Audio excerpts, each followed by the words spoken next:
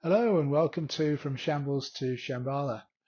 Although we're in high summer, it just started to rain outside, so we thought we'd better come in to do this recording. We've just moved through a very powerful summer solstice around about June 20 to 22.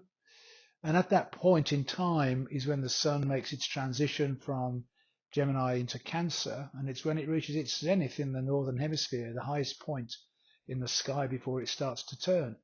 So it's our zenith, it's our highest point in our existence, our highest expression. And then when the energy shifts into Cancer, it comes from the Gemini air into the Cancer water.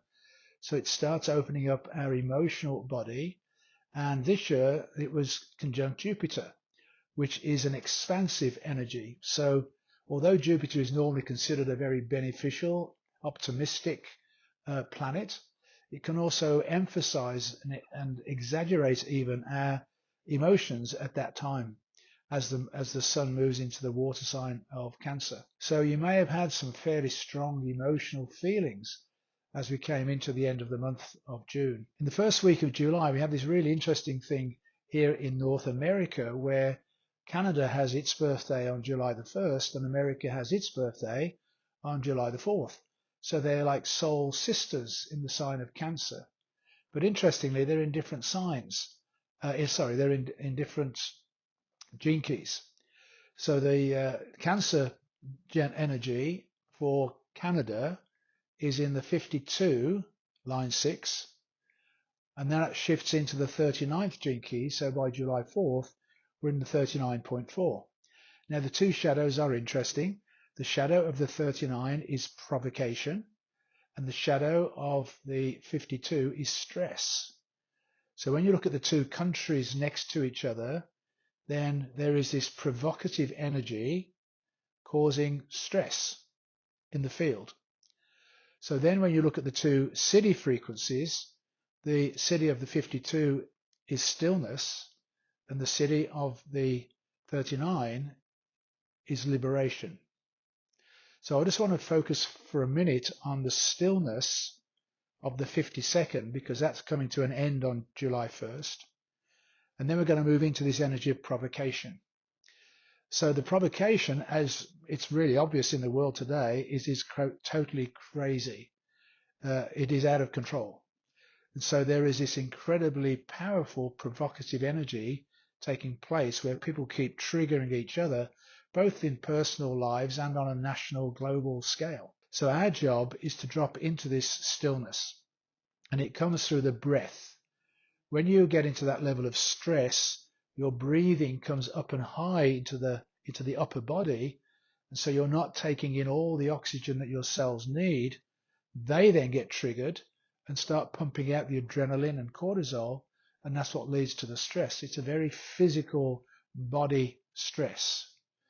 What we need to do is to remember to breathe, breathing all the way down into the belly, the still point behind the navel. And in the I Ching, the 52nd is called Still Mountain. So just imagine you've got this great mountain at your back holding sacred space for you, and you may even want to put your hands over your belly button and then really open up your breathing, deep and slow, because what we need to do is to drop into the natural rhythm of Mother Earth herself by slowing down, breathing as deeply into the belly as we can, and holding this sacred space in this very calm, focused way. The point about the stress is it's a collective pressure created through the auric fields of all the people in your vicinity. So it can impact you to create more stress inside you because of everybody else's stress.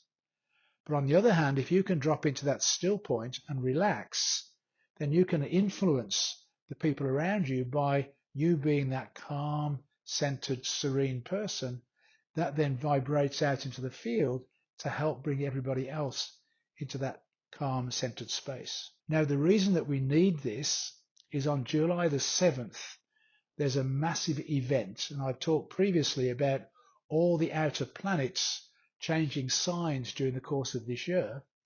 Well, on this occasion, this is the last one to move, and it's Uranus moving out of Taurus into Gemini. And Uranus is the planet of unexpected events. And so this shift of going out of Taurus, the earth energy, into Gemini, the air energy, it's almost like a freeing up of Uranus. And it's here to expose everything to set us free. So it's going to be a good idea for us to expect the unexpected during this time. And it won't be just one day, it's the beginning. It's happening in the 53rd gene key, line 1, which is about new beginnings. And it's the fear of not knowing how a project is going to work out, which is self-sabotaging. So we're wanting to hold to this stillness inside and be prepared to face whatever shows up. Because whatever does show up is helping to move us into our freedom, into our liberation. And Uranus is connected to the galactic. So there are likely to be more connections on a galactic scale. And at this time of year, Sirius comes into conjunction with the sun every year. It's a very powerful energy. Some people believe that Sirius is our spiritual sun, and our physical sun is the connection between heaven and earth. So these powerful energies are all coming into this interlinking time. And then we have the full moon on the 10th. The full moon is in the 54th gene key. And this is about, again, suddenly seeing things in a bigger picture, seeing through what's been taking place, getting a greater understanding of what is happening, but also a sudden and unexpected shift in your life in some way or another. So again, we can't predict what these things are. So we just have to prepare ourselves by remembering to breathe and dig deep down into our body. And then to cap it all off, on July the 17th, Mercury goes retrograde.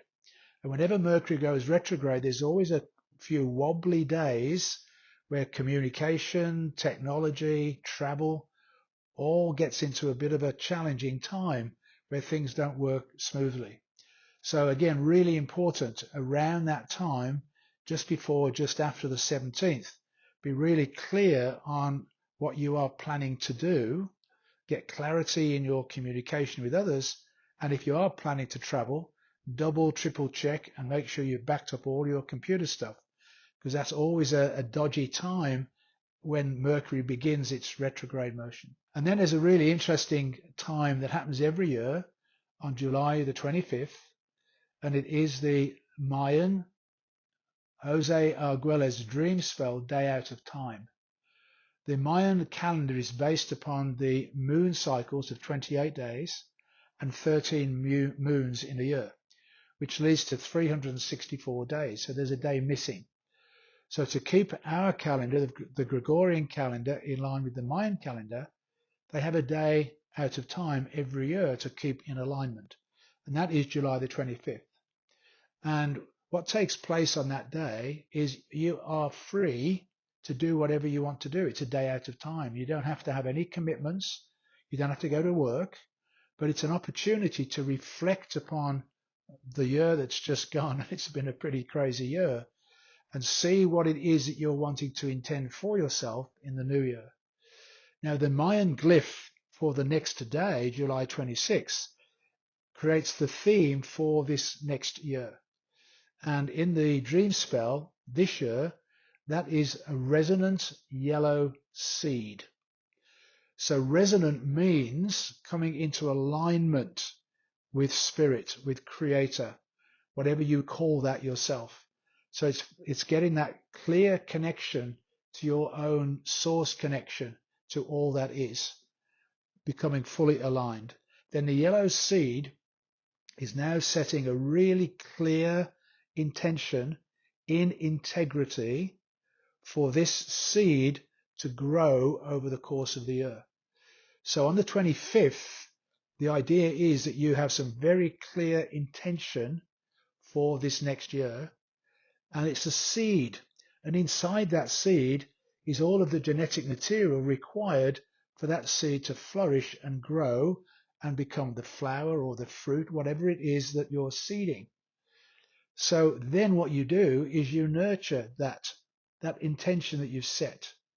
but you don't interfere with it. You don't keep focusing on it. You know that that seed is going to grow and produce whatever your original intention was, which you did in full integrity, aligned with spirit.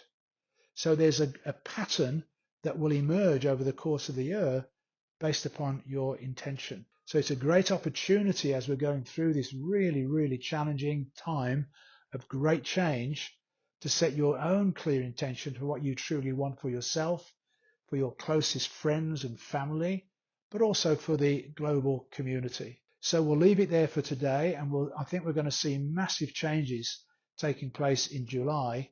So remember to breathe. Many blessings.